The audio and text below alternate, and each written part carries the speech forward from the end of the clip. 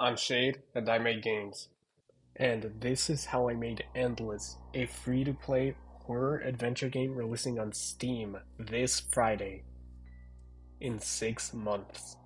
I had the idea to make a horror game after watching YouTubers like Markiplier and Corey X Kenshin play some pretty cool horror games. I was also playing the Stanley Parable at the time, so that heavily inspired this game. I knew it was going to be a horror game with multiple endings, but that was about it. Luckily, I had a clear idea for the first ending, and that was enough to help me get started. I wish I could get started on the game engine instantly, but like I said in my previous videos, you need to make assets.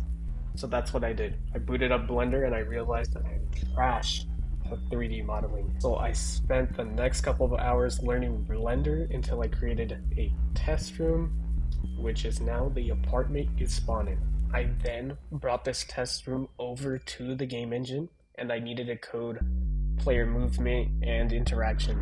I had no idea how to code a 3D player's movement system, so I yoinked it off this YouTuber, link in the description, and then I had a movable player.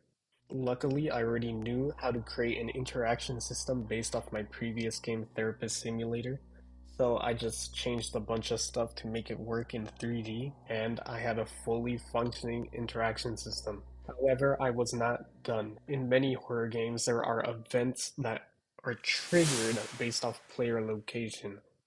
Me being as lazy as ever, I just copied the interaction system and I removed the player input. An example of this system in action is when I hover over the mini fridge.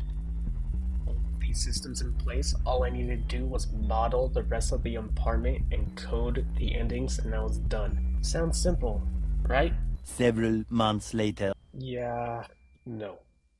It was actually really hard and really draining. I also started college around the same time, and I didn't have the full time to work on this project.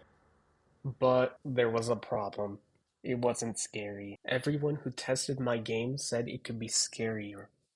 So I spent the next couple of months redesigning some of the monsters and the endings. It still isn't that scary compared to other indie games, but it does make me jump from time to time. With the game completed, all I had to do was release it to Steam, which was a story in of itself.